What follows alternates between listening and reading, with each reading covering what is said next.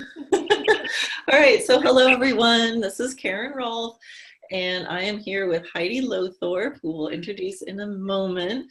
I am here. This is a video especially for any instructors, trainers, people who want to be in business, being an instructor or a horse trainer.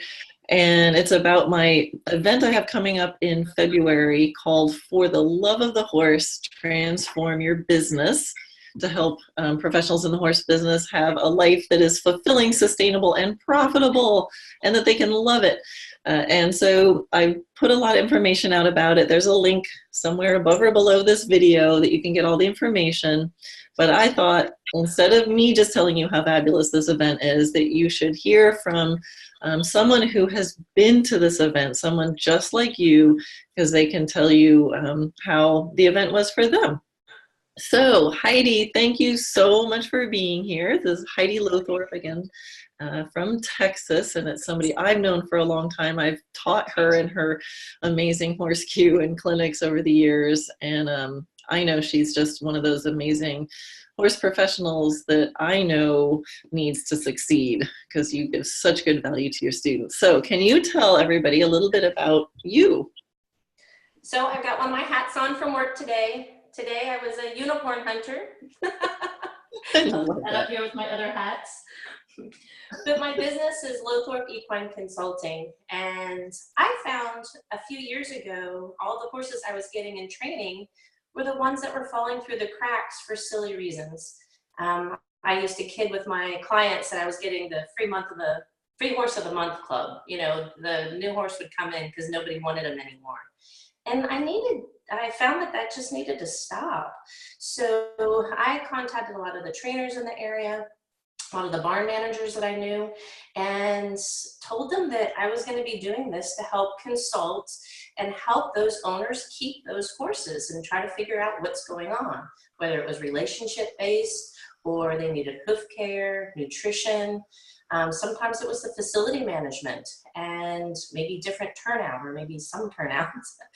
But it's really been helpful and successful. And the barn managers and the trainers are all getting on board. I'm getting phone calls and it's been wonderful. I even have vets saying, well, I can't fix your horse, but maybe you can have this lady help you. That is so amazing. And this is sort of a new tweak since I've talked to you last. It's kind of a big tweak, but it's sort of what you probably have already been doing. And now you're making it officially. Heidi does natural horse hoof trimming, and you are a very holistic person and trainer, and you have so much different knowledge. That is so important. That's cool. It's been really fun, and then that way I get to touch a little bit of the more horses out there instead of just taking one or two and training at a time. So it's been working out really well.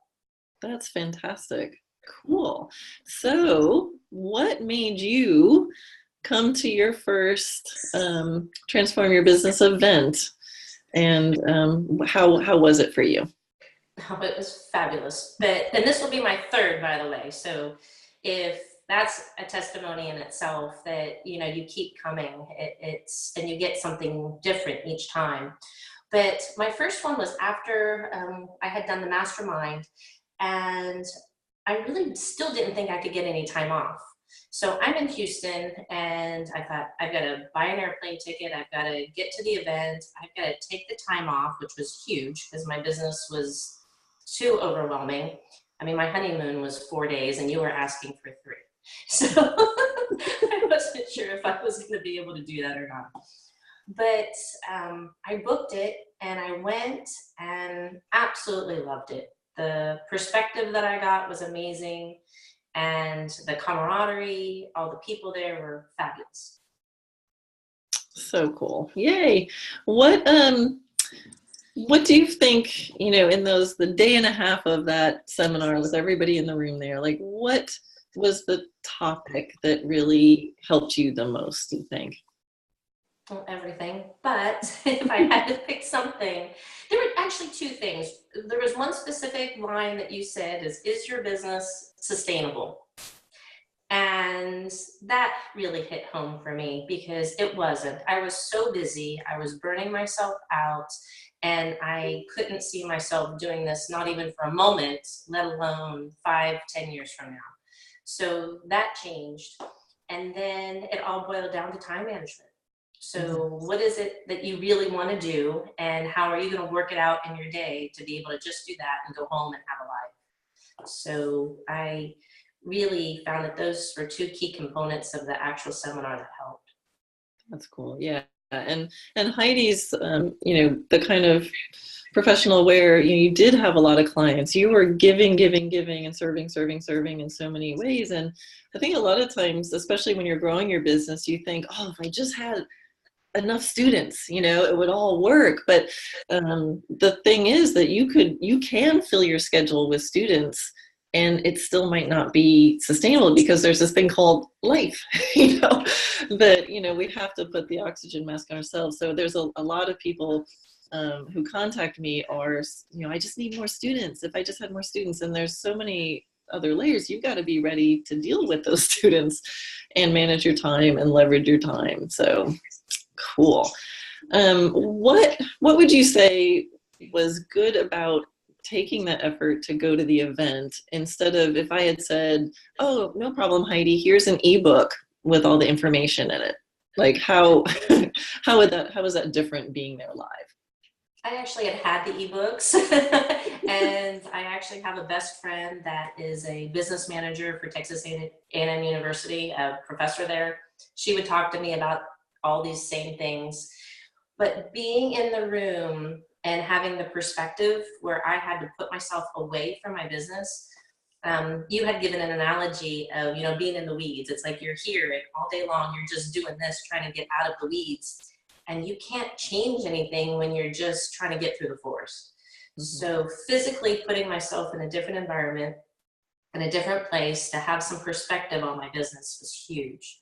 I also really, really enjoyed all the people there. When you go to a clinic and everybody meshes, and that if anybody's been to a Karen clinic, we all get along so well and we all mesh. Have a whole room full of people like that, and the inspiration that you get from talking to what other people do is huge. That was really unfounded. I mean, that was really key. Yeah. And there's a lot of opportunities for people to ask their questions. So, even if you're not, talking to people at the breaks, which, is really, so a lot of people said, oh, the breaks were the best part, because they got to talk to each other. But during the sessions, there's a lot of opportunities for people to raise their hand and ask questions. So even if you're a type to kind of sit by yourself, you're going to be hearing other people's questions and probably seeing their questions, and then hearing the answers to questions that maybe you can't even think of yourself. Right. Yeah. And part of the seminar, it includes this wonderful lunch, and that was by design too, because I wanted people to be able to stay together and make it easy and just talk even more. And I think the lunch got again as good reviews as I did. It was excellent. Yes. Yeah. And the other thing that I hear a lot of people saying is how they feel like they just at home, they're going it alone, they're trying to figure this out by themselves. And I know, you take a whole bunch of people who are not group people, a bunch of like powerful individual entrepreneurs and running their businesses themselves, and then getting into a room of a whole bunch of other people who also feel the same way, and realizing, oh, my challenges are not unique. Like this is common, because we always tend to think our own problems are unique to us. I always find it helpful to go, wow, other people have this problem too.